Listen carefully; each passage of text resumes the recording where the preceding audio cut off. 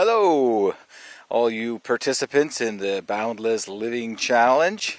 It's day 25, and I thought rather than write another blog today, I would report to you live from the beautiful hills of Switzerland. Right behind me are the Alps. I don't know if you can see them there in the background. Here, I'll duck. It's a beautiful day, a little bit cloudy. Big billowy clouds floating by in middle of August. My dogs are over on the hillside here playing, and I thought I'd take this time to check in with you. How's it going?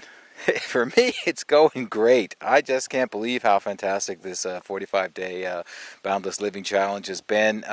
It's been extremely inspirational, extremely encouraging. We've had a phenomenal response from you. Over almost 750 friends now. I think the most important thing that I've learned from all of this is how widespread and broad our appeal is. You know, when Tom and I first came up with this idea, we kind of thought, well, our audience would be gay and lesbian, men and women, bisexuals, maybe a few spiritually minded people. We always kind of looked at ourselves as a bit of a niche product, maybe to appear on Logo or Bravo or the gay channels. But actually, in this 45-day Boundless Living Challenge, what we've discovered is actually our market is not necessarily gay men, lesbian women, or bisexuals, or anything to do with sexuality at all. Our appeal is actually really universal. We have friends from all over the world. That is what really was impressive. And we've made friends from every different country, America, Canada, England, Australia, South Africa, you name it. They're our friends, and they love us, and they're watching us, and we're really, really grateful to you for that support. That was probably the biggest boost to our project. It was to know that we don't need to be ashamed. We don't need to ghettoize our project or our concept, but actually we could be on network television or on cable television and appeal to a wide range of people like you. And so thank you. The second thing I think that was really important to come out of this so far has been living specific and proof that the law of attraction works, and it really does. If you read my blogs, and I don't know if all of you have time to do it, and I understand if you don't, you're all interested in your own projects and your own undertakings.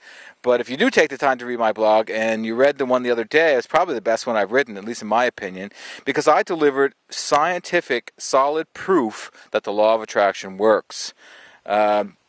Einstein theorized way back that if you took a small enough particle and shot it at a plate that divided it in such a way that it had to either go left or right, and then if an observer watched that experiment and kind of urged the particle to go either way, it would in fact have an effect upon that particle.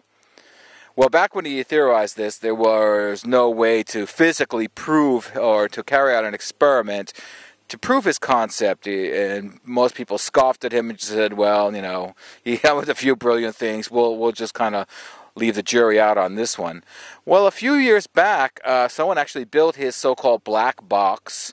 Technology caught up long after he was dead, and proved it. That, in fact, if you shot a particle at this dividing plate, and if an observer was focusing on that particle and determining which way he wanted it to go, it would, in fact, in the majority of cases, go in the direction that the observer wished, more often than not, and more often than would be random.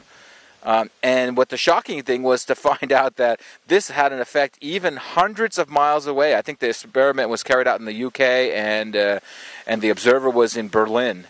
And still, it had just as much of an effect, which means that this attractive force, it does not diminish over time and space.